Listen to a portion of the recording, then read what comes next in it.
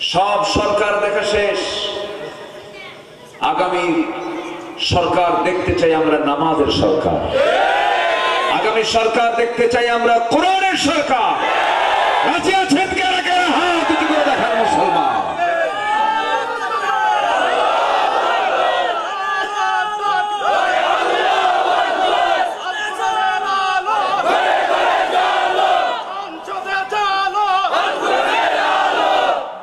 আল্লাহ কবুল করুন। জোরে বলি আমিন। আরো জোরে আমিন।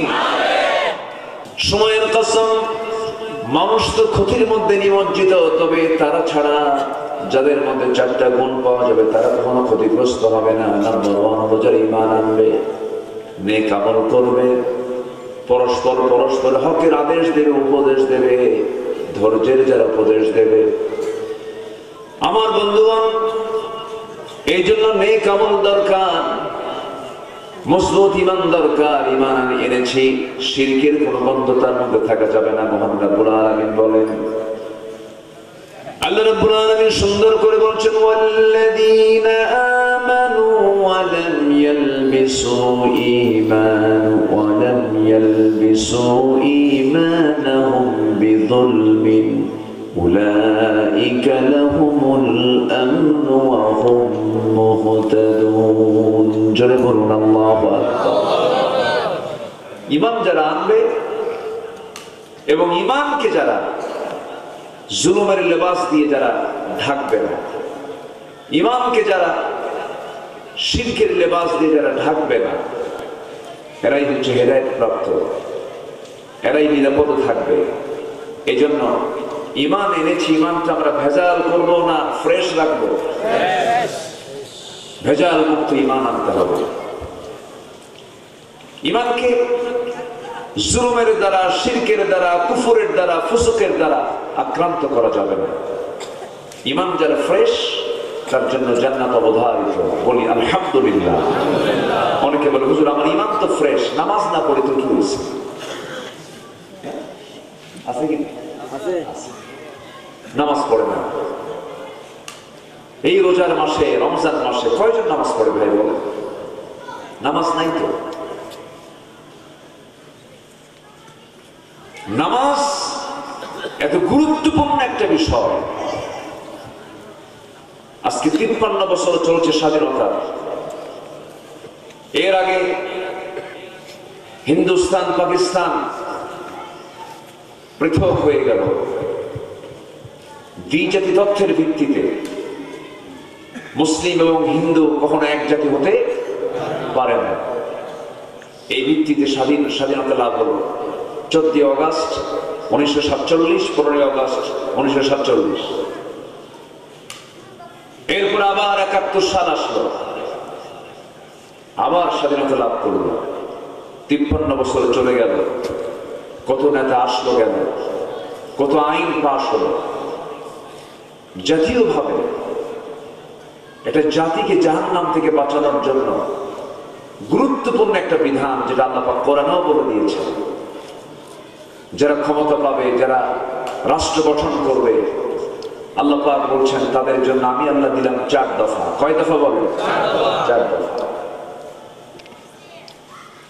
অথচ আজ পর্যন্ত 4 দফার 1 নম্বর দফা হলো, রাষ্ট্রের ক্ষমতা যারা পাবে তাদের 1 নম্বর কাজ হলো রাষ্ট্রীয় ক্ষমতা পেলেই তারা নামাজকে কায়েম করবে সেই সমাজে। বলুন তো, এই 53 বছরে যারা ক্ষমতার মসনদে ছিলেন তারা কি অমুসলিম না মুসলিম? বলেন মুসলিম। কিন্তু এই দীর্ঘ সময় তারা নেতৃত্ব দিয়েছেন, কিন্তু কেউ নামাজের একটা বিল সংসদে উত্থাপন করার সাহস পর্যন্ত করেনি।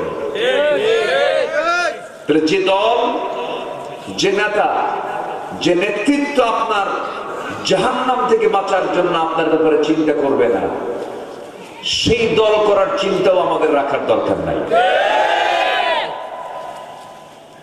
যিনি আমাকে জাহান্নাম থেকে বাঁচানোর জন্য চিন্তা করবে, আমি তাকে নিয়ে চিন্তা করব। অতএব সব দল দেখা শেষ, সব সরকার দেখা শেষ। আগামী সরকার দেখতে চাই আমরা নামাজের সরকার, আগামী সরকার দেখতে চাই আমরা কোরআনের সরকার। রাজি আছেন কারা কারা? হাত উঁচু করে দেখান মুসলমান।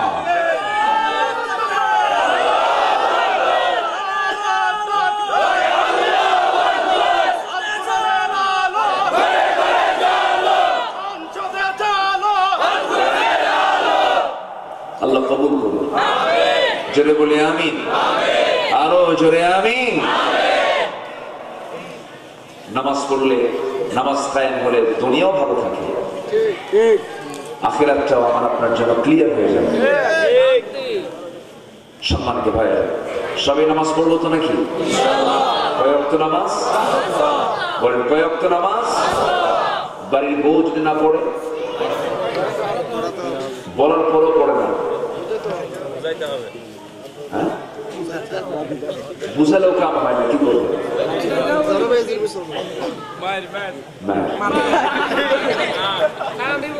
লক্ষণ খারাপ যে কইছে মায়ের, আমার মনে সে বিয়েই করে বউ মারা এত সস্তা, বউ মারা এত সহজ না, এটা খুব কঠিন ব্যাপার। কেন পড়বে না? অবশ্যই আমার দাওয়াতের মধ্যে ভেজাল আছে, দেখি পড়বে, ভালো করে বলতে হবে, স্ত্রীকে সামনে নিয়ে বসতে হবে, সুন্দর করে বুঝিয়ে বলতে হবে, বউ তোমার যৌবন আমার কাছে, আমার যৌবন তোমার কাছে। এই যে সন্তানগুলো আল্লাহ পাক আমাদের দান করেছেন, একই ছাদের নিচে আমরা সবাই দুনিয়াতে বসবাস করছি। স্ত্রী গো, শুধু দুনিয়াতে একই ছাদের নিচে থাকতে চাই না, আমি তোমাকে নিয়ে জান্নাতেও থাকতে চাই। জান্নাতের আমরা অধিবাসী যদি হতে চাই, তুমি নামাজ পড়বে না, আমি নামাজ পড়বো, জান্নাতে আমরা একসঙ্গে থাকতে পারবো না। সুন্দর করে বুঝায় দিতে হবে। আমার নবীজির প্রথম দাওয়াত ছিল বাইরে না ভিতরে, এবং আল্লাহ নিজেও বলছেন ওয়াজ করার জন্য। আল্লাহ পাক বলছেন বান্দা ওয়াজ করবি কোথায়? ইয়া আইয়ুহাল্লাযীনা আমানু কু আনফুসাকুম ওয়া আহলিকুম নারা। ঈমানদারেরা, নিজে তুমি জাহান্নাম থেকে বাঁচো, তোমার পরিবারকে জাহান্নাম থেকে বাঁচাও। আল্লাহ পাক এই ইঙ্গিতটা বান্দাকে দিয়েছেন। এই জন্য প্রত্যেক বান্দার দায়িত্ব হলো পরিবারের সম্পর্কে তার সচেতনতার দরকার আছে না নাই? অবশ্যই আছে। সন্তানগুলোকে 10 মিনিট পর পর খেয়াল করতে হবে, বাচ্চাটা আমার গেল কোথায়, স্কুলে গেল কি গেল না, তার জন্য কত পেরেশান হলাম। কিন্তু সন্তান জীবনের শ্রেষ্ঠ ইবাদত, নামাজ পড়তেছে না, নামাজের দিকে তার কোনো খেয়াল নাই, বাপ মা এগুলো খেয়াল করে না। কিন্তু এগুলো পারিবারিক শাসনের অন্যতম গুরুত্বপূর্ণ শাসন হলো নামাজের ব্যাপারে 1 নাম্বার খেয়াল রাখতে হবে। সন্তান নামাজ পড়লো কিনা, নামাজ ভিত্তিক পরিবার গড়ে তুলতে হবে। আজান শোনার সঙ্গে সঙ্গে গোটা বাড়িতে একটা আওয়াজ শুরু হয়ে যাবে, আসসালাত আসসালাত আসসালাত আসসালাত। ছেলের দরজা আসসালাত, মেয়ের দরজা আসসালাত।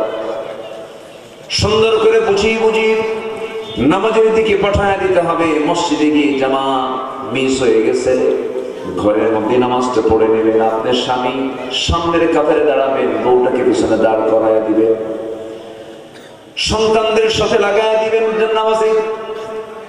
এমন করে যদি প্রত্যেকটা পরিবার যদি নামাজ কেন্দ্রিক যদি সুন্দর করে গঠন করা হতো, আল্লাহর কসম করে বলবো নামাজ ভিত্তিক পরিবারের ভিতরে কখনো ফিতনা লাগে না, অশান্তি লাগে না। ওই পরিবারটা হয়ে যায় জান্নাতের টুকরা।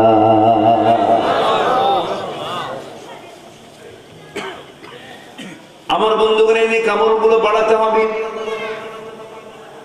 নামাজের কোনো বিকল্প কোনো পথে জান্নাত পাওয়া যাবে না, কারণ আমার আল্লাহ রাব্বুল আলামিন বান্দার সেই অপকর্মে সবচেয়ে বেশি রাগান্বিত হন যখন বান্দা নামাজটা ছেড়ে দেয়। আপনি যদি বলেন কোরআন তুমি বলো তো 1 নাম্বার কোন অপরাধে বান্দাকে জাহান্নাম দেওয়া হবে? কোরআন বলছে ক্বালু লাম নাকু মিনাল মুসাল্লিন। আরেক জায়গায় জায়গায় বলছেন মহান রব্বুল আলামিন বলেন فخلف من بعدهم خلف أضاعوا الصلاة واتبعوا الشهوات فسوف يلقون غيا جلبنا الله أكبر আল্লাহ রাব্বুল আলামিন বলেন এই দুনিয়ার জিন্দেগি যারা নামাজকে নষ্ট করবে, নামাজকে যারা ছেড়ে দেবে, নামাজের ব্যাপারে যারা অবহেলা করবে, আমি আল্লাহ রাব্বুল আলামিন তাকে শুধু জাহান্নাম নয়, জাহান্নামের গর্তের মধ্যে, গাই নামক গর্তের মধ্যে আমি আল্লাহ তাকে অবশ্যই ঢুকায়া ছাড়বো। জোরে বলি নাউযুবিল্লাহ। সে নামাজ আমরা পড়বো তো নাকি? জোরে বলি ইনশাআল্লাহ। নামাজ ভিত্তিক সমাজ চালু হোক। সবাই চান না? সবাই চান না? গোটা দেশে 4.5 লক্ষ মসজিদ, লক্ষ লক্ষ হাফেজে কোরআন, হাজার হাজার উলামা আমার দেশে। দুঃখজনক হলেও সত্য, কিছু কিছু মসজিদ আছে ফজরের সময় মুসল্লি খুঁজে পাওয়া যায় না। আমি কি ভুল বলছি? মুসল্লি না। একই গ্রামের ভিতরে 4-5টা এসি মসজিদ, একটা ছিল মসজিদ, সেখান থেকে হয়ে গেছে 4টা। মুসল্লি বেশি হওয়ার জন্য না ভূতাভূতির জন্য? ভূতাভূতি। তোর দাদার জায়গা দাও, তোর দাদার জায়গার মসজিদ আমি নামাজ পড়বো, আমার দাদার জায়গার মসজিদ বানাবো, ও আরেকটা বানায়। গ্রামের এক সাইডে, আরেক পাশে, মাঝখানে আরেকটা। বলেন তো এখন আমার দেশে মুসল্লি বেশি না মসজিদ বেশি? মসজিদ বেশি, মুসল্লি কম। নাই বললেই চলে। ফজরের সময় মোট মুসল্লি 3 জন, ইমাম, মুয়াজ্জিন আর খাদেম। এই হচ্ছে কিছু কিছু মসজিদের চিত্র আমি বললাম, খুঁজে পাওয়া যায় না। কিন্তু না, মসজিদ পাকা দরকার না ইমান পাকা দরকার? বলেন, মসজিদ পাকা দরকার না ইমান পাকা দরকার? এখন কি পাকা হয়ে গেছে? মসজিদ পাকা হয়ে গেছে, কিন্তু নামাজ নাই, নামাজের সেই প্রাণটা নাই, নামাজের মধ্যে সেই মজাটা নাই। তারাবির নামাজ শুরু হয়ে যায়, ইমাম সাহেব যদি নামাজটা একটু লম্বা করেন, মুসল্লির বেজায় মন খারাপ। 20 রাকাত নামাজ শেষ করার জন্য তারতিবটাকে ঠিক রেখে নামাজ পড়তে গেলে বহু সময় লেগে যাবে। কিন্তু যে ইমামটা একটু লম্বা সময় ধরে নামাজ পড়ান, মুসল্লি শেষ পর্যন্ত বলে আইলসা হুজুর, অলস হুজুর। কি হুজুর? অলস। তোমরা এই হুজুরে দিছো কেন? ওই হুজুরটা কত সুন্দর, 10 রাকাত নামাজ 10 মিনিটেই শেষ। 5G গতি। কি গতি? 5G গতি। ওই হুজুরই তো ভালো ছিল। কিন্তু নামাজ যারা যত লম্বা হবে, আল্লাহর সঙ্গে তার সম্পর্ক তত গাঢ় হয়ে যাবে। সিজদা যত লম্বা হবে, আল্লাহর সঙ্গে সম্পর্ক তত গাঢ় হয়ে যাবে। কারণ মহান রব্বুল আলামিন বলেন, التائبون العابدون الحامدون السائحون الراكعون الساجدون الآمرون بالمعروف والناهون عن المنكر জোরে বলুন আল্লাহু আকবার। আল্লাহ রাব্বুল আলামিন রুকুকারীকে, সিজদাকারীকে জান্নাতের সংবাদ দিয়ে দিয়েছেন। কিন্তু আমার দেশের কিছু সংখ্যক মুসল্লি আছে এমন রুকু করে, রুকুতে গেলে পরে আর দাঁড়ানোর প্রয়োজন মনে করে না। যত রুকুতে আসছে এই দিকেই তো সিজদা আছে, দাঁড়ানোর কি দরকার? রুকু থেকেই সিজদা মারে। আছে না? রুকুর কাছেই তো সিজদা, মাঝখানে আবার দাঁড়াবো, টাইম আছে না? আল্লাহু আকবার। রুকু করলো, তাসবিহ পড়ে সামি আল্লাহু লিমান হামিদা, এরপরে দোয়া আছে না নাই? আছে। এই দোয়া প্রয়োজন মনে করে না, যেহেতু এই পাড়ায় আসছে, এই পাড়ার কাম আগে শেষ করো। রুকুর সাথে তো সিজদা, রুকুর কাছে সিজদা না, চলে গেছে ওখান থেকেই সিজদা। আর ওঠে না। সামি আল্লাহু লিমান হামিদা রব্বানা লাকাল হামদু হামদান তাইয়িবান মুবারাকান ফি। এটা নির্দিষ্ট পরিমাণ মতো দাঁড়াতে হবে, তা না করে রুকু থেকে সেজদা চলে গেল, সেজদায় যাওয়ার পর ভাবে যে আরেকবার তো সেজদা দিতেই হবে, খামাখা এত সময় নষ্ট করার কি দরকার, দুই সেজদা একসঙ্গে ভাবে আছে না নাই? আচ্ছা, নামাজ এটাকে বলে না। গত কয়েক বছর আগে ঠিক এই সময় 2টার এদিকে মক্কা এবং মদিনায় কিয়ামুল লাইল অনুষ্ঠিত হয়। সেই কিয়ামুল লাইলে আমি অংশগ্রহণ করলাম, নামাজে দাঁড়ালাম, নবীর কবরের পাশে নামাজে দাঁড়ায় গেলাম। 2 রাকাত নামাজ, 90 বছরের বয়স্ক একজন ইমাম নামাজ পড়াচ্ছিলেন। সেই নামাজ আমি পড়লাম, মাত্র 2 রাকাত নামাজ শেষ করতে সময় লেগেছে 39 মিনিট। কত মিনিট? 39 মিনিট। এখন বলেন, নামাজে দাঁড়ানো আগে দরকার না ধৈর্য আগে দরকার? আমার দেশের কোন ইমাম যদি তারাবির নামাজ পড়তে নিয়ে যদি ভাবেন আজকে সূরা বাকারা শেষ করব, 286 আয়াত আজকে তারাবিতে শেষ করে ফেলবো, এমন নিয়তে যদি ইমাম যদি নামাজে দাঁড়ান, নামাজও শেষ হবে, ইমামের চাকরিও শেষ হবে। কি আমি কি ভুল বলতেছি? কোন ইমাম নিয়ে আসছে? তো হুশই নেই, বেহুশ ইমাম বানাবে। কি কি কি কি নাম দেবে? বেহুশ ইমাম। আসলে কি বেহুশ ইমাম? না।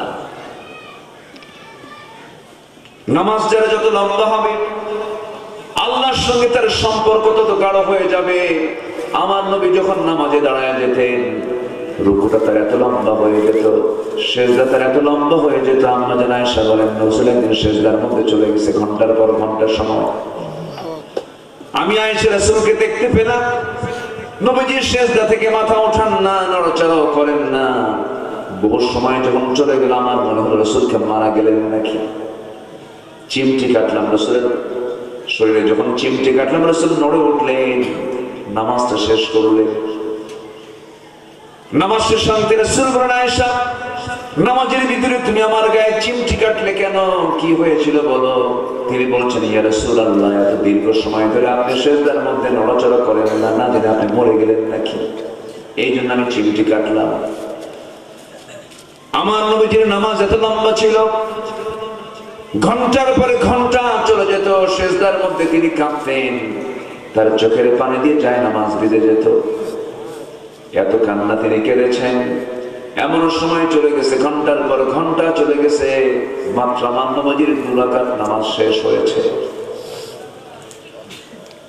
রাকাত বেশি করার শর্ত নয়, নামাজের মধ্যে মনোযোগিতার শর্ত, নামাজের মধ্যে হুজুরি কালব শর্ত, একগ্র চিত্তকার শর্ত।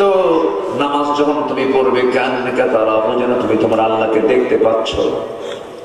রাসূল বলেছেন, মান সামা রমাদান ঈমানান ওয়া ইহতিসাবান ওয়া মান কামা, যে ব্যক্তি সাম রোজা রাখবে, ওয়া মান কাম, এবং যারা কিয়ামুল লাইল করবে ঈমানের সাথে, তার জীবনের আগের পরের সমস্ত গুনাহগুলো আল্লাহ রাব্বুল আলামিন তার maaf করে দিবেন।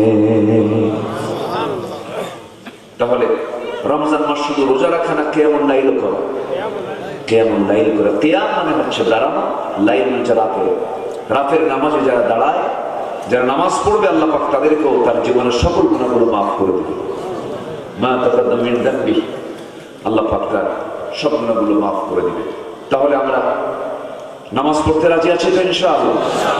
কয় ওয়াক্ত নামাজ পড়বো আমরা? 5 ওয়াক্ত। বাড়ির বউকে পড়াবো, সন্তানকে পড়াবো, ছেলেকে পড়াবো, মেয়েকে পড়াবো, যিনি আমার বাড়িতে কাজ করেন তাকেও পড়াবো। নামাজের একটা পরিবেশ আমরা বাড়িতে বাড়িতে তৈরি করবো, জোরে বলি ইনশাআল্লাহ। বাড়িতে বেডরুম থাকে, ড্রয়িং রুম থাকে, ডাইনিং স্পেস থাকে, সব রুম থাকে, কিন্তু প্রেয়ার রুম থাকে না। নামাজের জন্য একটি স্পেশাল যে জায়গাটা থাকে না, কিন্তু উচিত প্রত্যেকটা মুসলমানের ঘরে নামাজের জন্য একটা নির্দিষ্ট জায়গা থাকার দরকার আছে না নাই? উযু করার জায়গা থাকতে হবে। উযু করবেন কেমন? সেখানে বাথরুম গুলো ছোট ছোট, সেখানে টয়লেট, সেখানে সবকিছু,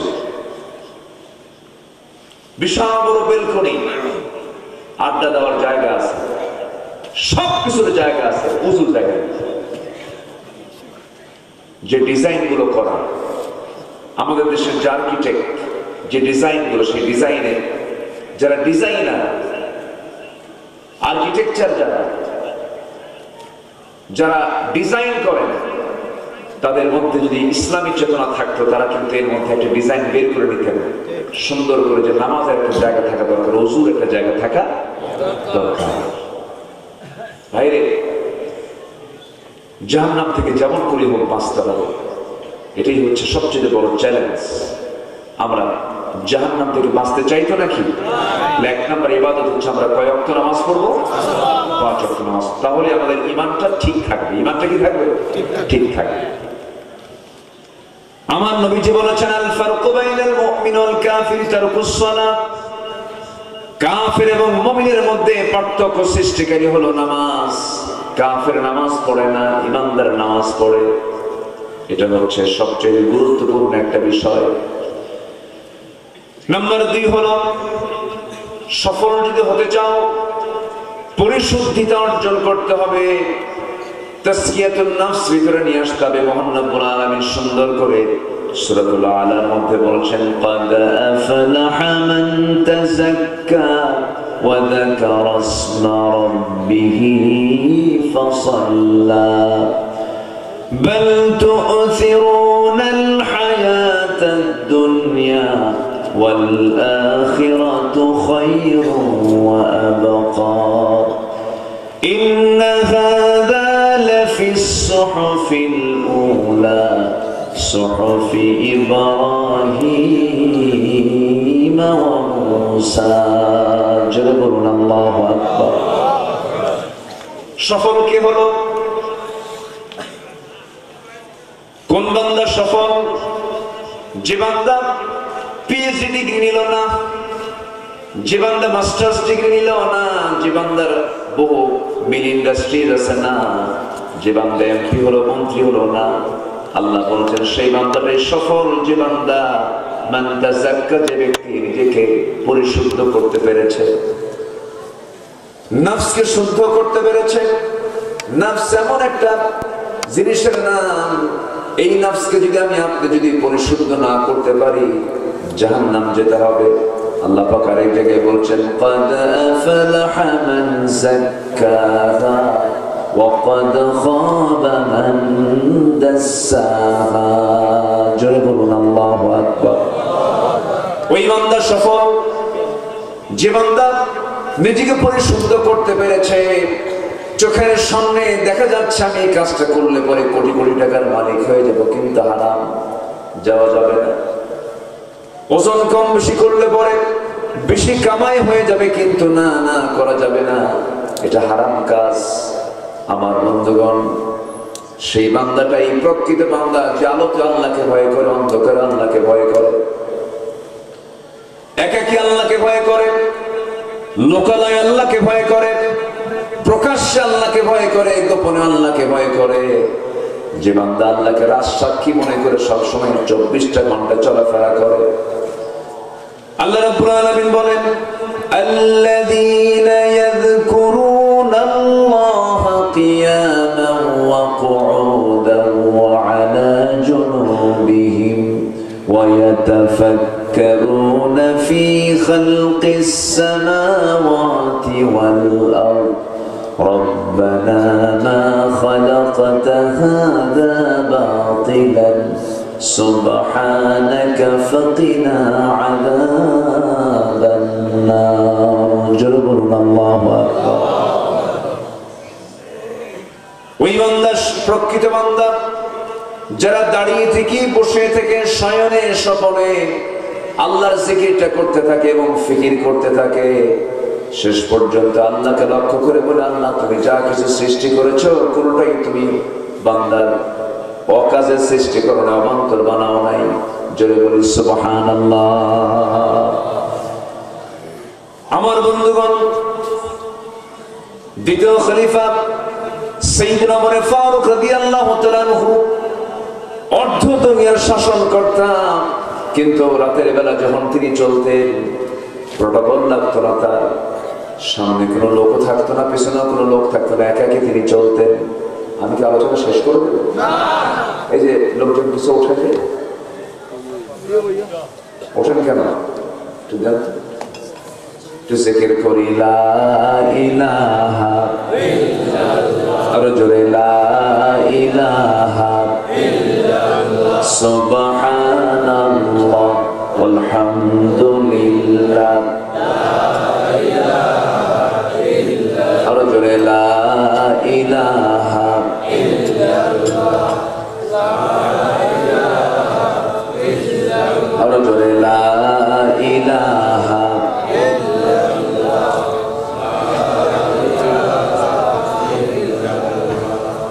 লা ইলাহা ইল্লাল্লাহ মুহাম্মাদুর রাসূলুল্লাহ সাল্লাল্লাহু আলাইহি ওয়াসাল্লাম। সাইয়্যিদুনা ওমর ফারুক রাদিয়াল্লাহু তাআলা আনহু রাতের আধারে জনগণকে দেখতে বেরোতেন, জনগণের সমস্যাগুলো তিনি দেখার জন্য তিনি রাতের বেলা বের হতেন। একাকী ঘর থেকে বের হলেন, বউটাকে বললেন, বউ আমার, যৎকিঞ্চিত কিছু খাবার তিনি গ্রহণ করলেন। ঘর থেকে বের হয়ে একাকী চলতেছেন, তার সামনেও কেউ নাই, পিছনেও কেউ নাই, লোক লাগে না। কারণ সাইয়্যিদুনা ওমর ফারুক রাদিয়াল্লাহু তাআলা তিনি যে শাসন ক্ষমতা তিনি পরিচালনা করেছেন, তার মধ্যে যে গুণ সবচেয়ে বড় গুণ ছিল সেটা হলো কার ভয়। আসতে বলবেন না, কার ভয়? আল্লাহর ভয় যখন কোনো বান্দার মধ্যে থাকে, পৃথিবীর কোনো ভয় তাকে কখনো পরাজিত করতে পারে না। আল্লাহর ভয় থাকবে না, দুনিয়ার ভয় তার উপর জেগে বসবে। আল্লাহর ভয় থাকবে, পৃথিবীর কোনো ভয় তাকে আক্রান্ত করতে পারবে না।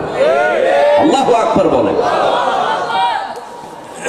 একাকী চলতেন, জনগণ তিনি কাউকে সাথে নিতেন না। এই 16 বছর যারা ক্ষমতায় ছিল, হাইরে প্রটোকল মেইনটেইন। মন্ত্রী আসবেন কক্সবাজার, গোটা রাস্তায় পুলিশ দিয়ে ভরা। একা আসার কোনো ক্ষমতাই নাই, কারণ টেনশন আছে, তো ভোট তো দেয় নাই জনগণ। ফ্রি পাইলে কাবাবার সালাদ বানায় ছাড়বে, বুঝলেন? বহু কিছু করেছ ওরা, অনেক কিছু। ওইদিকে যাব না, সবাই তো দেখলেন।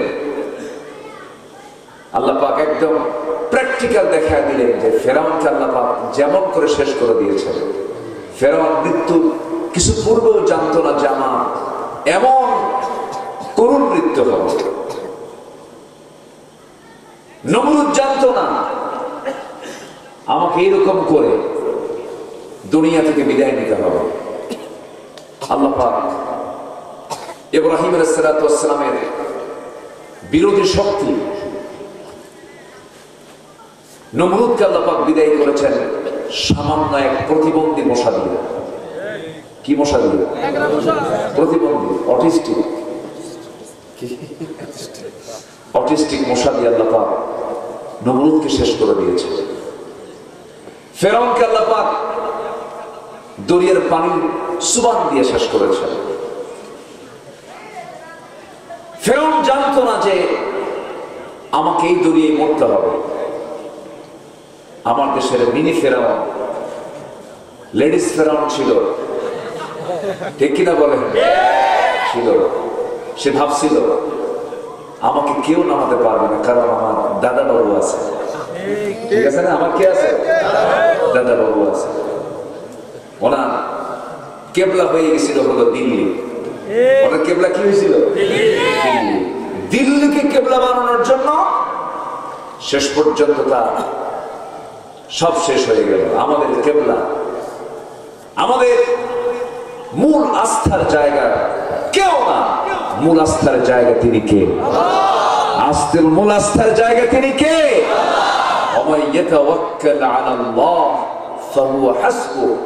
যে আল্লাহর প্রতি ভরসা করবে, আল্লাহ তার জন্য যথেষ্ট হয়ে যাবে। আল্লাহ করেন নাই? আল্লাহ করে দিয়েছে। একদম নিকটবর্তী ইতিহাস বাস্তবভাবে দেখায় দিয়েছে। কি বিচিত্র। সম্মানিত ভাইয়েরা, সাইয়েদনা ওমর ফারুক রাদিয়াল্লাহু তাআলা রাতের আধারে একা একা ঘুরতেছেন, জনগণকে দেখতেছেন। হঠাৎ করে একবারের সামনে গিয়ে তিনি দাঁড়ালেন। দুই মহিলার গুনগুন গুনগুন করা কথোপকথন, কনভারসেশন তিনি শুনছেন। মা তার মেয়েকে বলে, গভীর রাত হয়েছে মা, চতুর্দিকে নীরব পরিবেশ, সব ঘুমের সাগরে হাবুডুবু খাচ্ছে মা। যে দুধ দহন করেছে সন্ধ্যার সময়, এই দহন করা দুধ বিক্রি করে পরিবারের খরচ আমরা কাভার করতে পারবো না। অতএব এই দুধের মধ্যে কিছু পানি ঢুকায় দাও, পানি মিক্স করো, দুধের পরিমাণ বেশি হবে, বেশি দামে দুধ আমরা বিক্রি করতে পারবো। এই জায়গায় কেউ নাই, কেউ দেখতে পাবে না, এখানে পানি দিয়ে দাও মা। মেয়ে এবার তার মাকে বলছেন, মা তুমি আমাকে যে কাজের জন্য আমাকে উৎসাহ দিতে চাচ্ছ, অন্ধকার রাত কেউ দেখবে না, অমরের প্রশাসন নাই, ঠিক আছে অমরের প্রশাসন নাই, ভালো কথা, কিন্তু মা তুমি আমাকে 1000 বার বলবে, কিন্তু আমি এই প্রস্তাব কখনো গ্রহণ করবো না। কারণ আমি যদি এই দুধের মধ্যে যদি পানি মিক্স করে ফেলি, যদি মিশ্রণ করে ফেলি, কেউ না দেখলেও সবচেয়ে বড় প্রশাসন, আল্লাহর প্রশাসন তা দেখে যাবে, আল্লাহর প্রশাসন জেনে যাবে। কোন ক্রমে আমি কাজ করতে পারবো না। মা মেয়ের এমন কথোপকথন যখন ওমর ফারুকের কানে চলে গেছে, কিচ্ছু বললেন না, তাদের কাউকে ডাকলেন না, চোখের পানি মুছতে মুছতে সোজা চলে গেলেন বাড়িতে। বাড়িতে গিয়ে বউটাকে ডাক দিয়ে বলছে, বউ আমার এদিকে আসো, শোনো, আমার বড় ছেলেকে বিয়ে দেবো আমি। বহুদিন যাবৎ পাত্রী খুঁজতেছি, মেয়ে খুঁজতেছি, পাত্রী পাচ্ছি না, কিন্তু আমার স্ত্রী আজকে রাত্রিতে এমন একটা পাত্রী খুঁজে পেয়েছি, আমার মনে হয় এই জমিনে তার চেয়ে উত্তম পাত্রী আমার ছেলের জন্য আর দ্বিতীয়টা পাবো না, আমার চয়েস হয়ে গেছে। সুবহানাল্লাহ বলবেন না? বউ বলছে, আমার স্বামী রাতের আধারে কোন বাড়িতে গেলেন, কাকে দেখলেন, কাকে পছন্দ করলেন আপনি, কোন বাড়িটা পছন্দ হলো? তিনি বলেন, যাও অমুক এলাকায় অমুক বাড়ি আছে, দুধ বেচে খায়, আমার বন্ধুগণ রাষ্ট্রের প্রধান তার ছেলেকে বিয়ে করাবে। বংশ দেখলেন না, টাকা পয়সা দেখলেন না, ঘর বাড়িও দেখলেন না, সৌন্দর্য দেখলেন না, দেখলেন হলো তাকওয়া। কি দেখেছেন? রমজানের রোজা পালন করলে ফলাফল কি হবে? কি অর্জন হবে? কি অর্জন হবে? তাকওয়া কার হয়? আসতে বলবেন না, কার হয়? সারাদিন রোজা ঠিকই থাকি, চাচার বয়স 70 বছর, রোজা ঠিকই রাখলেন, সেহরি খেলেন, সুন্দর করে ফজরও পড়লেন, জোহরও পড়লেন, আসরও পড়লেন, মাগরিবও পড়লেন, সারাদিন কোনো কিছু নাই, সমস্যা নাই। ইফতারও করলেন, ইফতার করার সঙ্গে সঙ্গে নামাজ শেষ হয়ে গেছে।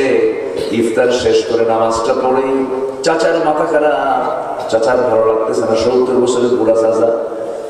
দোকানদারের সামনে গিয়ে দাঁড়ায় দেখে চৌমাথায় গেছে চার দোকানে, এদিক সেদিক তাকায়, হাসি মানুষ সহযোগ করছে। যদি কেউ দেখে ফেলে কেমন হবে? ভিতরে যায় একটা কোনায় যায় বলে, বিড়ি দে। আসে না? সারাদিন কোনো প্রবলেম ছিল না। ইফতার করার সঙ্গে সঙ্গে তার ভিতরে একটা চক্কর মারলো, মাথার মধ্যে চক্কর মারতেছে, ব্রেন কাজ করে না। টান দিলে নাকি ব্রেন ফ্রেশ হয়, টান দিলে কি কি ফ্রেশ হয়? ব্রেন ফ্রেশ হয়, রিফ্রেশ করে। একটা খাইলো, খাওয়ার পরে বলে, এই তো সকালটা খাইলো, দুপুরেরটা দে। সারাদিন খায় নাই, একসঙ্গে 3টা মেরে বলে, কাজা সহ আদায় করলাম। তাহলে রোজার ফলাফল হলো বিড়ি ধরা না বিড়ি ছাড়া? বলেন বলেন। তাহলে বিড়ি খাওয়া লোকের বিড়ি ছাড়ার সময় কোন মাস? বলেন বলেন বলেন বলেন বলেন। নেশাক্রান্ত ব্যক্তির নেশা ছাড়ার মাস কোন মাস? কিন্তু কি করে সারাদিন ভালোই থাকে, সন্ধ্যার সময় যায় না, এ ওয়াকাবটা করে। আবার প্রশ্ন করে, হুজুর বিড়ি খাওয়া কি জায়েজ আছে? প্রশ্ন করে, বলেন তো বিড়ি খাওয়া কি জায়েজ হতে পারে? আস্তে করে, বিড়ি খাওয়া কি জায়েজ হতে পারে? কেমনে জায়েজ হয়? যেটা খেলে আপনার ক্যান্সার হয়, লাঞ্চ দিয়েছেন কে? আল্লাহ। বলেন এই ফুসফুসটা দিয়েছেন কে? আল্লাহ। এই ফুসফুস ফ্রেশ, রোগ মুক্ত, একদম ফ্রেশ লাঞ্চ দিয়েছেন। তুমি অক্সিজেন গ্রহণ করো, শ্বাস প্রশ্বাস নাও, বেঁচে থাকো, নিজকে ধ্বংসের দিকে ঠেলে দিও না। কিন্তু সেই বিড়ি খায় লাঞ্চটা পচায় দিল, পচায় ফেললো কে? আল্লাহ। শুকর আছেন বান্দা নিজে করবে। তাহলে বিড়ি যে খাইছে, এই লাঞ্চ যে নষ্ট হলো, লাঞ্চে নষ্ট হলো, নষ্ট হওয়ার পিছনে দোষ কার? আল্লাহ না বান্দা? বান্দার দোষ। আল্লাহ ধরে ফেলবেন, সুম্মা লাতুসআলুন্না ইয়াওমাইযিন আনিন নাঈম ওয়া লা তুলকু বিআইদিকুম ইলা তাহলুকা। নিজকে তুমি ধ্বংসের দিকে ঠেলে দিও না। আল্লাহ বান্দাকে সুস্থ রাখতে চান, এই জন্য জান্নাতের খাবারগুলো দুনিয়াতে দিয়েছেন। তবে প্রচলিত মধুর মতো মধু কিন্তু জান্নাতে দেওয়া হবে না, সে মধুর মানটা হবে ভিন্ন রকম। আমরা দুনিয়াতে যে দুধ পান করি, বিভিন্ন প্রাণীর যে দুধ পান করি, সেই দুধের মতো দুধ জান্নাতে দেওয়া হবে না। জান্নাতের দুধ পান করলে পরে কোনো পেশাব পায়খানার প্রয়োজন হবে না। জান্নাতের শরাব পান করলে পরে সেখানে কোনো পেশাব পায়খানা থাকবে না। বহুদিন পরে একটা ঠেকুর মারবে, সবকিছু হজম হয়ে যাবে, সে জায়গায় কোনো ঘুমও থাকবে না, কোনো ক্লান্তি থাকবে না, বুড়া হবে না, চামড়াগুলো কুঁচকে যাবে না। কিন্তু দুনিয়ার মধু খাবেন, দুনিয়ার পানি খাবেন, দুনিয়ার দুধ খাবেন, পেশাব লাগে, পায়খানা লাগে। কিন্তু জান্নাতের খাবার খেলে পরে ওই কোনো ফাংশন আমার আপনার জীবনে আর আসবে না, কোনোদিন ঘুমটাও হবে না। জান্নাতে গিয়ে যদি ঘুমাই, এটা তো লস প্রজেক্ট। জান্নাতের মধ্যে কোনো ঘুমের প্রয়োজন হবে না। আল্লাহ রাব্বুল আলামিন এমন জান্নাত দিবেন, আপনার মন যা চাবে আপনি জান্নাতের মধ্যে তাই পাবেন। জোরে কোন সুবহানাল্লাহ। পচা বিড়ি থাকবে না। কি পচা বিড়ি থাকবে না। এই খারাপ পুরো বেগুলো কিছু থাকবে না। আমার বন্ধুগণ, জান্নাত পাওয়ার জন্য শর্ত হলো তাকওয়া। আর সেই তাকওয়া অর্জন করার মাস কোন মাস বলেন? এখন আসলে আয়াতের দিকে আসেন। মূল আয়াতে আল্লাহ রাব্বুল আলামিন সুন্দর করে বললেন, যারা পারেন ঠোঁট মিলিয়ে বলুন, আমার আপনার মুখের আয়াত, আমার আপনার পকেটের আয়াত। আল্লাহ রাব্বুল আলামিন বলছেন, কুতিবা আলাইকুমুস সিয়াম কামা কুতিবা আলাল্লাযীনা মিন ক্বাবলিকুম লাআল্লাকুম তাত্তাকুন। জোরে বলুন আল্লাহু আকবার। কুতিবায়ে ফরিদা, আলেম উলামা যারা আছেন, কুতিবা আলাইকুম বলেছেন, ফরিদা আলাইকুম বলেন নাই। আইন দু প্রকার, একটা আইন হলো লিখিত আইন, আরেকটা হচ্ছে মৌখিক আইন। বলুন তো, মৌখিক আইন মজবুত হয় না লিখিত আইন মজবুত হয়? একজন বলে দিল, ভাই বলে দিলাম তোমার এটা দিয়ে দিলাম, মৌখিক আইন, জমিটা তোমাকে দিয়ে দিলাম, কিন্তু মুখে বলেছে সে পরক্ষণে সে মানাও করতে পারে, কিন্তু লিখিত আকারে যদি দিয়ে দেয় এটাকে মানা করার সুযোগ আছে নাকি? আল্লাহ রাব্বুল আলামিন রোজাটার ব্যাপারে বলেছেন, লিখিত আকারে আমি চূড়ান্ত করেছি, তোমাদের জন্য ফরজ করে দিয়েছি, যা শুধু তোমার জন্য নয়, আগের লোকের জন্য আমি আল্লাহ ফরজ করেছিলাম। যেরকম মারিয়াম আলাইহিস সালাতু ওয়াস সালাম তিনি বলেছেন, ইন্নী নাদারতু লিররহমানি সাওমা। তিনি বললেন কি, আমি রোজা আছি। রোজা মানে উনি কথা বলবেন না। আল্লাহ পাক ওনাকে একটা সন্তান দিয়েছিলেন, স্বামীর কোনো পরিচয় ছিল না, পিতৃহীন সন্তান আল্লাহ পাক তাকে দান করেছিলেন। চরম ক্রাইসিসে পড়ে গেলেন যখন, সন্তান নিয়ে যখন লোকের সামনে হাজির হলেন, তখন আল্লাহ বলেন, মারিয়াম তুমি কোনো কথা বলবা না, তুমি বলবা আমি রোজা আছি। রোজা আছি মানে না খাওয়া নয়, কথা না বলা, আমি কোনো কথা বলবো না। তাহলে এখান থেকে আরেকটা বিষয় প্রকাশ পেয়ে গেল, স্পষ্ট হলো যে শুধু রোজা রাখা, না খেয়ে থাকার জন্য রোজা নয়, না কথা বলার জন্য রোজা। বাজে কোনো কথা যদি কেউ বলে তার রোজার হক আদায় হবে না। বাজে কোনো কথাও বলা যাবে না। সারাদিন ভালোই থাকে, 4টা 5টা যখন বাজে একটু পেটে টান লাগে, তো রাগ কি খেলে টোকা মারলে বারুদের মতো খেলে চলে। রোজা আসি না আমি,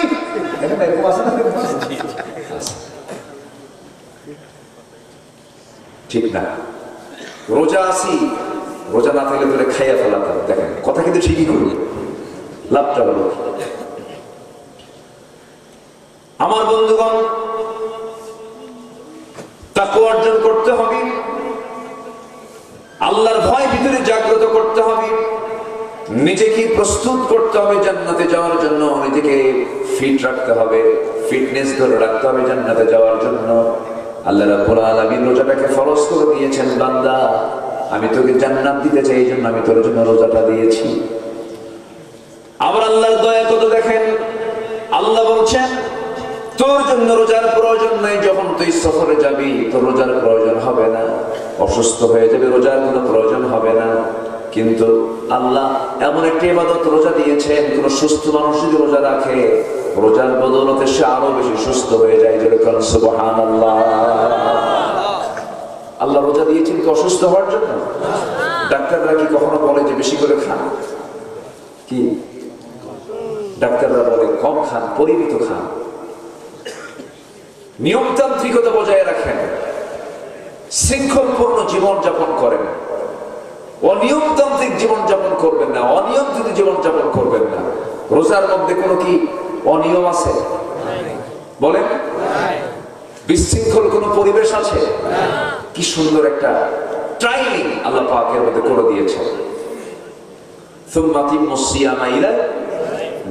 আল্লাহ পাক কি সুন্দর করে টাইম গুলো বেঁধে দিয়েছেন, কেমন করে রোজা রাখতে হবে, সুশৃঙ্খল জীবন গ্রহণ করার জন্য আল্লাহ পাক রমজান দিয়েছেন। আমার বন্ধুগণ, বান্দা যেন কখনো অসুস্থ না হয়, ওষুধ দিয়েছেন, এমন কোন রোগ নাই যে রোগের ঔষধ নাই। যারা বলে যার হয়েছে ক্যান্সার তার নাই কোনো অ্যান্সার, শিরকের কথা এটা। এই কথা ইমানদার কখনো বলতে পারবে না, কারণ ক্যান্সার দিয়েছেন কে? অ্যান্সার আছে কার কাছে? আসতে হলো না, কার কাছে আছে? আল্লাহর কাছে আছে। কে বলেছে ক্যান্সারের ঔষধ নাই? আমার দুই চোখ সাক্ষী, নিজের চোখে দেখেছি। বেশ কয়েক বছর আগের কথা, মক্কায় গেলাম, হজের জন্য গেলাম, হারামের পাশে দাঁড়ায় আছি, সেখানে কিছু কল আছে, ট্যাপ আছে, সেখান থেকে হাজিরা বোতলে করে গ্লাসে করে জমজমের পানি পান করেন, আবার বোতলকে ভরে নিয়ে চলে যান, হোটেল হোটেলে নিয়ে চলে যান। সেই জায়গায় দেখতে পেলাম একজন সাদা ধবধবে মানুষ, লাল টকটকে মানুষ, সে জায়গায় দাঁড়ায় জমজমের পানি যতটুকু পান করে তার যদি বেশি করে মাথায় ঢালে, তার দেহে ঢালে, বারবার শুধু গায়ে লাগায়, মুখে লাগায়, সব জায়গায় লাগাচ্ছে, পানিগুলো অপচয় মনে হচ্ছে। আমার কাছে মনে হলো, কাছে গেলাম, গিয়ে বলছি ভাই এই পানিটা অত্যন্ত দামি পানি, এই পানিটা পান করার জন্য আপনি এগুলো কি করেন? মুসলিম হাসি মেরে বলে, বুঝলো, আমাকে বলতেছে ভাইজান আমি আজ থেকে 20 দিন আগে আমি মক্কায় ইন করেছি, আমার সব চিকিৎসা শেষ, চিকিৎসার কোনো ফলাফল আমি পাইনি, আমার স্কিন ক্যান্সার হয়েছে। তো আমি মক্কায় ঢুকি, আমি জমজমটা পান করি এবং আমার গায়ে লাগাই, মাথায় দেই। 2 দিন আগে আমি চেক করে দেখি আমার স্কিন ক্যান্সার, যে কোষটা, যে জীবাণুটা টেস্টে ধরা পড়েছে, টেস্টে আমি আর কোনো ক্যান্সারের কোনো জাত আমি দেখতে পাচ্ছি না। বলি আলহামদুলিল্লাহ। আছে কিনা অ্যান্সার? আছে কিনা? আছে। জমজমের পানি, আজওয়া খেজুর, এবং আল্লাহ নিজে বলছেন ওয়াশরাবুম মুখতালিফুন আলওয়ানুহু। আল্লাহ রাব্বুল আলামিন বলছেন যে ব্যক্তি এই নানা রং বেরঙের এই সমস্ত শরাব যারা পান করবে, ফিহি শিফাউল লিন্নাস, আমি আল্লাহ রাব্বুল আলামিন মরা রোগ ছাড়া সমস্ত রোগের ঔষধ আমি আল্লাহ তাআলা এই পানির মধ্যে রেখে দিয়েছি। যেরকম সুবহানাল্লাহ। এলাকায় মধু থাকার তো কথা। এই যে বান্দরবান পাহাড়ি অঞ্চল, মহেশখালী না, এখানে তো পাহাড় আছে, মধু আছে না? এখানে মধু পাওয়া যায় না? আমার কিছু মধু দিয়ে দিন। কেউ তো কিছু বলবেন না আপনারা? জি, মধু। আল্লাহ রাব্বুল আলামিন মধুর ডিপার্টমেন্ট কি পৃথিবীর কোন মানুষের দায়িত্ব দিলেন না, কারণ মানুষকে ভেজাল করে, ওষুধের মধ্যে ভেজাল লাগাই দেয়, আছে না? সব কোম্পানির ওষুধ কি ভালো নাকি? ভেজাল আছে না? কিছু ওষুধ আছে শুধু আটার ময়দা, কি আটা ময়দা আছে কি? আল্লাহ রাব্বুল আলামিন মধুর ডিপার্টমেন্টকে আল্লাহ রাব্বুল আলামিন কোন বান্দার হাতে ন্যস্ত না করে একটা প্রাণীকে দিয়েছেন। সেই প্রাণীর নামটা কি বল? মাছি না মৌমাছি? শুধু মাছিকে দিলে পরে ভেজাল হয়ে যেত। দিয়েছেন কাকে? মৌমাছিকে। আমরা মাছি হব না মৌমাছি হব? মাছি ভালো জায়গায় পড়ে, খারাপ জায়গায় পড়ে। যে খাদ্য আমরা খাই সেই খাদ্য মাছি পড়ে। আমরা যে খাদ্য খেয়ে যে মল বের করে ফেলে সেই মলও মাছি পড়ে। সে জাত অজাত বোঝে না, সব জায়গায় সে বসে যায়, মাছি রোগ ছড়ায় ফেলে। এই জন্য মাছি বান্দার জন্য কোনো কল্যাণকর নয়, কারণ মাছির কোন জাত যদি মানুষের পেটের মধ্যে যায় সে ডায়রিয়া আক্রান্ত হয়ে যাবে।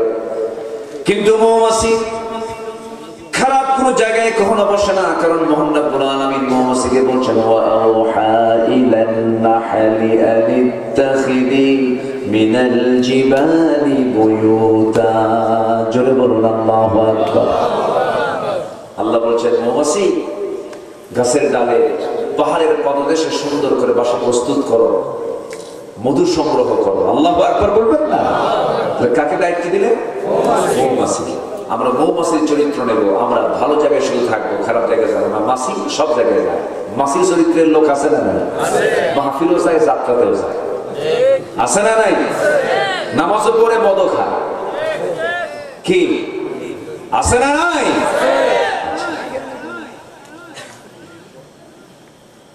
এই মৌমাছিকে আল্লাহ রাব্বুল আলামিন এই ডিপার্টমেন্টটা সম্পূর্ণ ছেড়ে দিলেন।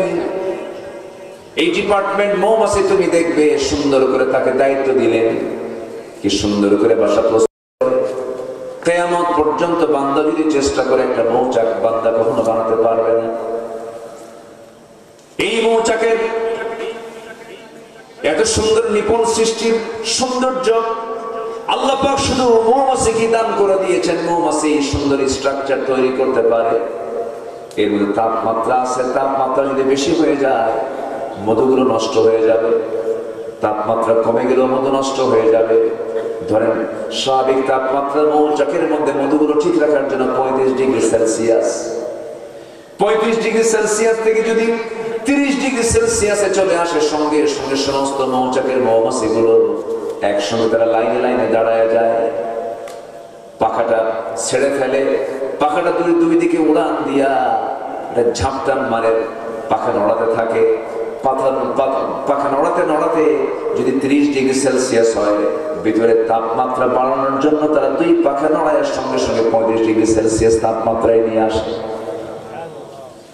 আবার যদি বেশি হয়ে যায়, সেই পাখাটা উল্টা করে আবার ঝাপটাতে থাকে, তাপমাত্রা আবার তারা কমায় ফেলে, ভিতরের বাতাসগুলো বাইরে বের করে ফেলে। কেন করে ফেলে? কারণ আল্লাহ রাব্বুল আলামিন মৌমাছিকে বলে দিয়েছেন, খবরদার, আমি ওই মধুর মধ্যে আমি আল্লাহ রাব্বুল আলামিন বান্দার সমস্ত করে ঔষধ রেখে দিয়েছি। যেরকম সুবহানাল্লাহ।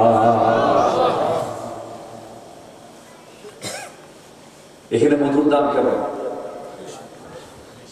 বলেন? 1 পাউন্ড অথবা 1 কেজি বলেন কি কত দাম? 1500, 2000। আচ্ছা ঠিক আছে, 2000 হলো মধুর দাম। তো যখন মধু কেনেন খুব কনফিডেন্স থাকে, তো না খুব মাশাআল্লাহ একদম ফ্রেশ মধু, এরকম মনে হয় নাকি? কি মনে হয়?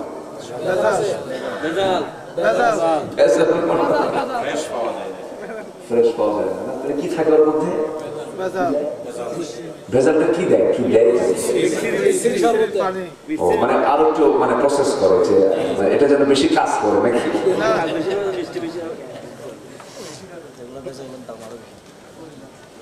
যেগুলো ভেজাল সেগুলোর দাম আরো বেশি।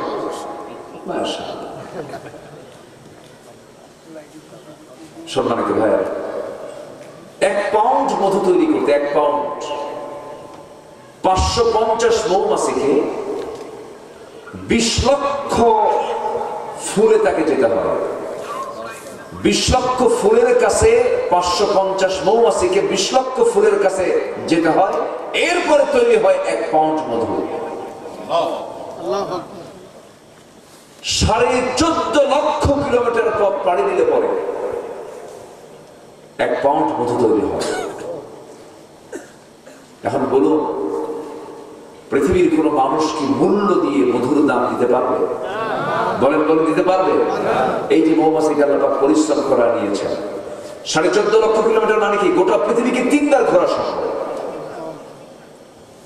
আর সেই আল্লাহর দেওয়া নিয়ামত মৌমাছি মধুগুলো সংগ্রহ করেছে, তাও কেমন করে? ইয়াখরুজু মিন বুতুনিহা, সে কি করে? ওই মধুগুলো যখন ফুল থেকে নিয়ে আসে রসগুলো, সে কিন্তু মুখে নিয়ে আসে না, এটাকে পেটের মধ্যে তোলে। পেটের মধ্যে ডিপার্টমেন্ট দুইটা, একটা হচ্ছে স্টমাক, তার ক্ষুধা নিবারণ করার জন্য একটা স্টমাক তো আছে, এটা আরেকটা হচ্ছে হানি স্টমাক। মধু রাখার জন্য একটা স্টমাক আল্লাহ পাক রেখে দিয়েছেন, পরিপাক যন্ত্র রেখে দিয়েছেন। সেই স্টমাক, মধু স্টমাক, যেটা হানি স্টমাকে মধুগুলো সংরক্ষণ করে সেখান থেকে নিয়ে এসে ওখান থেকে তার পেট থেকে বের করে দেয়, মৌচাকের মধ্যে রাখে। সুবহানাল্লাহ বলবেন না? তাহলে আল্লাহ পাক এই ওষুধকে প্রস্তুত করার জন্য কার পেট বেছে নিয়েছেন? কার পেট? মৌমাছির পেট। কি প্রসেস করে বের করলেন এবং বলে দিলেন ফিহি শিফাউন লিন-নাস, সমস্ত মানুষের জন্য সকল রোগের ঔষধ। যেরকম সুবহানাল্লাহ, ডায়াবেটিসের রোগী চা খেতে মন চায়, চিনি দিয়ে খেতে পারে না, একদম চিনি দিলি 1 চামচ দিলি একদম একসঙ্গে 7-8 পয়েন্ট বেড়ে যায়, কিন্তু মধু দিয়ে খেলে পরে বাড়ে না। সুবহানাল্লাহ বলবেন না? যেরকম সুবহানাল্লাহ। আল্লাহ পাক এর মধ্যে কি দিয়েছেন, বাড়ে কিন্তু সেই পরিমাণ বাড়ে না। প্রত্যেকটা খাদ্যে সুগার থাকে, কিন্তু আল্লাহ পাক এটাকে প্রসেস করে দিয়েছেন মৌমাছির দ্বারা। তো সেই মধু থেকে যদি বান্দা যদি নিয়ামত পেতে চায়, এটাকে ভেজাল করা যাবে? সেই মধুর ভিতরে যদি কেউ ভেজাল করে, আমি তো মনে করি তার ফাঁসি একবার না বারবার হওয়া দরকার। মেরে ফেলে আবার তাজা করা, তাজা তার দুনিয়াতে হবে না, আবার করা দরকার। কারণ এটা ছোটখাটো অপরাধ নয়। যারা এই সমস্ত মেডিসিনের ভিতরে, ওষুধের ভিতরে, খাদ্যের ভিতরে যারা ভেজাল করে, তাদেরকে ফাঁসি দেওয়া দরকার। বিশাল বড় অপরাধ, কিন্তু আমার দেশে এগুলো নাই। তো রমজান মাসে কি আছে না বন্ধ হয়েছে? রমজান মাসে আছে না বন্ধ? কি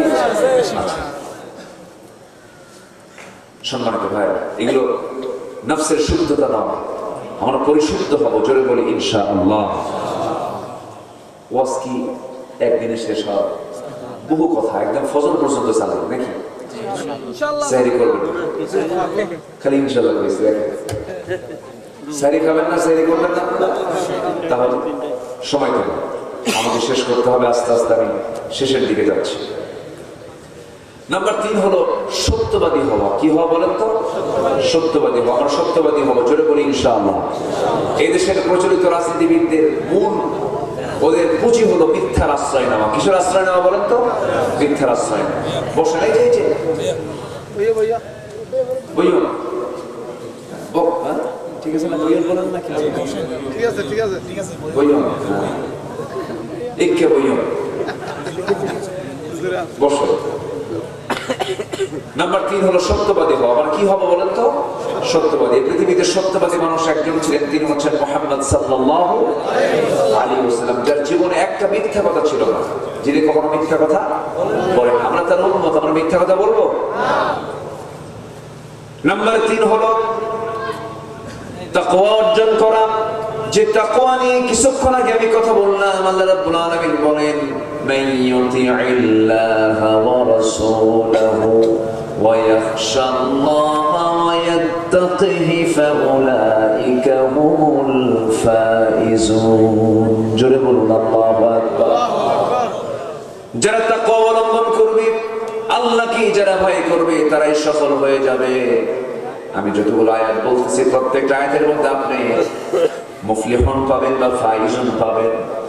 আল্লাহ রাব্বুল আলামিন নাম্বার 5 বলছেন যারা ধৈর্যশীল হবে তাদেরকে আল্লাহ পাক সফলতার কথা বলে, তারা সফল হবে। আল্লাহ রাব্বুল আলামিন বলছেন, কি সুন্দর করে বলছেন, ইন্নী জাযাইতুহুমুল ইয়াওমা বিমা সাবারু أنهم هم الفائزون জোরে বলুন আল্লাহু আকবার নাম্বার 6 হলো যারা আল্লাহ এবং তার রাসূলের যারা আনুগত্য করবে তারা সফল হবে ومن يطع الله ورسوله فقد فاز فوزا عظيما নাম্বার 7 হলো সৎ কাজের যারা আদেশ দেবে সৎ কাজের যারা বাধা দেবে তারা সফল হবে ওয়ালতাকুম মিনকুম উম্মাতুন ইয়াদউনা ইলাল খায়রি ওয়া ইয়া'মুরুনা বিল মা'রুফি ওয়া ইয়ানহাউনা আনিল মুনকার ওয়া উলাইকা হুমুল মুফলিহুন জোরে বলুন আল্লাহু আকবার নাম্বার 8 হলো তওবা যারা করবে তারা সফল হয়ে যাবে তুবু ইলাল্লাহি জামিআন আইয়ুহাল মুমিনুনা লাআল্লাকুম তুফলিহুন জোরে বলুন আল্লাহু আকবার নাম্বার 9 হলো প্রকৃত যারা মুমিন হবে তারা সফল হয়ে যাবে যারা পারেন ছোট বিনি আমার সঙ্গে বলুন قد أفلح المؤمنون الذين هم في صلاتهم خاشعون والذين هم عن اللغو معرضون والذين هم للزكاة فاعلون ওই সমস্ত বান্দাগুলো সফল যারা মুমিন হবে যারা ভালো করে ঈমান যারা আনবে যারা নামাজ থেকে সুন্দর করে রেগুলার করবে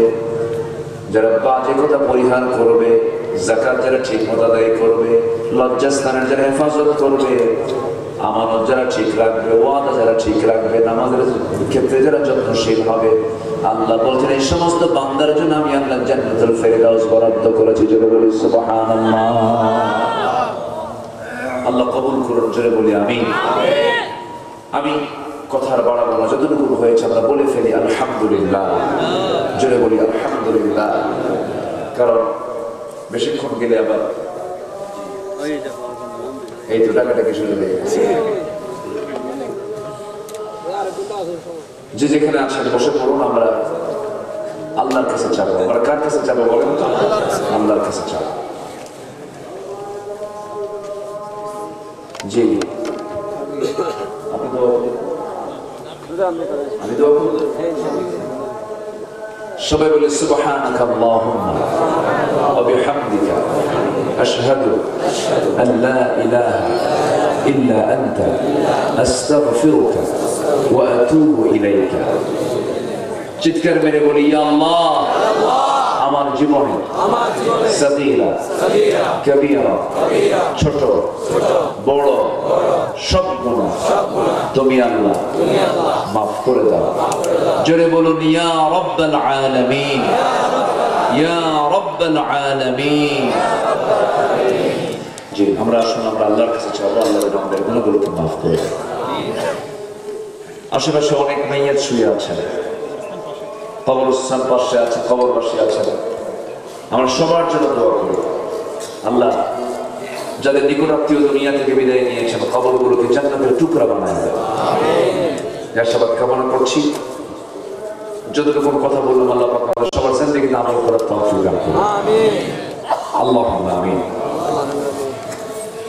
ربنا ظلمنا أنفسنا وإن لم تغفر لنا وترحمنا لنكونن من الخاسرين ربنا لا تزغ قلوبنا بعد إذ هديتنا وهب لنا من لدنك رحمة إنك أنت الوهاب গভীরাত নিঝুম রাত ঝিমানো রাত্রিতে হাজারো মুসলমান নরনারী নিয়ে তোমার কালামের দু তিনটা আয়াতকে সামনে রেখে তোমার পছন্দের বান্দাগুলো কারা সফল হওয়ার জন্য কি কি গুণগুলো দরকার তুমি তা বলে দিয়েছ এই বিষয়ে কিছু কথা বলেছি শেষান্তে সে কাঙ্গাল ফিকিরের মতো দুটো আন পেতেছি আল্লাহ গুনার দিকে নজর দিও না বান্দা মনে করে तमाम জিন্দেগীর সমস্ত গুনাহগুলোকে মেহেরবানি করে maaf করে দাও জনম দুঃখিনী মা যারা দুনিয়া থেকে বিদায় নিলেন, জিন্দেগির গুনাহগুলো মাফ করে দাও, কবরগুলোকে জান্নাতের টুকরা বানায়া দাও। আব্বা আম্মার জন্য কি দোয়া তাও তুমি আল্লাহ শিখিয়ে দিয়েছো, আওয়াজ দিয়ে দিয়ে আমার সঙ্গে ঠোঁট মিলায় বলুন, রব্বিরহামহুমা কামা রব্বায়ানি সগীরা, রব্বিরহামহুমা কামা রব্বায়ানি সগীরা, রব্বিরহামহুমা কামা রব্বায়ানি সগীরা। ও আল্লাহ, বিশেষ করে মাহফিলটার আয়োজন করলেন যারা, শোনার জন্য কষ্ট করে আসলেন যারা, বিনিময়ে কিয়ামতের কঠিন ময়দান যেদিন কেউ কাউকে চিনবে না, মা তার সন্তানকে পর্যন্ত স্বীকার করে বসবে, যেদিন মানুষ কাঁদতে কাঁদতে চোখের পানিগুলো পড়ে যাবে, চোখ থেকে রক্ত বের হওয়া শুরু হয়ে যাবে, সেই কঠিন মুসিবতের দিন এই মাহফিল সবার জন্য নাজাতের মাধ্যম তুমি আল্লাহ বানায়া দিও। আল্লাহ, কাজীরপাড়া যুব কল্যাণ সিরাত কমিটিকে তুমি আল্লাহ কবুল মঞ্জুর করে নাও। 26 বছর ধরে মাহফিল চলে আসতেছে আল্লাহ, যারা শুরু থেকে নিয়ে আজ পর্যন্ত আছেন, কিন্তু যারা ছিলেন, যারা দুনিয়া থেকে বিদায় নিয়েছেন, তাদের এই খেদমতকে তুমি আল্লাহ জান্নাতের কারণ বানায়া দাও। আশপাশে যত মাইয়াত শুয়ে আছেন, কবরের সমস্ত আযাবকে তুমি আল্লাহ মাফ করে দাও। দুনিয়া থেকে কোনদিন বিদায় নেব জানি না রে আল্লাহ, ডান হাতে আমল নামা না আসা পর্যন্ত আমাদের কাউকে মরণ দিও না। আল্লাহ তাআলা, দুনিয়া থেকে কোনদিন বিদায় নেব কেউ বলতে পারি না, তবে যেদিন মরে যাবো রে টান মেরে ঘর থেকে বের করে দেবে, জীবনের শেষ গোসলটা হয়ে যাবে, মরমও সব দেখে দেখে চলে যাবে, টেনে হেঁচড়ে লাশটা ধরে নিয়ে কবরের দিকে চলে যাবে রে, কবরের শোয়া দেবে, বাঁশ চাপা দেবে, মাটি চাপা দেবে। ও আল্লাহ, চোখের সামনে কত মৃত্যু দেখলাম, কত জানাজায় গেলাম, কত লাশ দাফন করলাম, কবরে শোয়া দিলাম। ও আল্লাহ, আমার একদিন বিদায় ঘন্টায় বেজে যাবে রে, কবরে সব জোর করে রেখে আসবে, 24 ঘন্টা যাবে না, মাথার চুলগুলো খসে খসে পড়বে, 3 দিন যাবে না, চামড়াগুলো গলে গলে পোকার পেটের খাবার হয়ে যাবে, মাত্র 7টা দিন পেটের নাড়িভুড়ি চোখ মুখ কান নাক বের হওয়া শুরু হয়ে যাবে, কিম্ভূত কিমাকার চেহারা হয়ে যাবে রে। ও আল্লাহ, মাত্র 3 মাস পর দেখা যাবে, কবর খনন করে যদি দেখা হয়, কয়েকটা হাড় ছাড়া কিছুই খুঁজে পাওয়া যাবে না। এই তো দুনিয়ার নিয়ম রে আল্লাহ, তোমার পছন্দের বান্দা না হওয়া পর্যন্ত আমাদের কাউরে মরণ দিও না। মরণের সময় যখন চলে আসবে, জবানে জারি করে দিও কালিমা কালিমা তাইয়্যিবা লা ইলাহা ইল্লাল্লাহ মুহাম্মাদুর রাসূলুল্লাহ।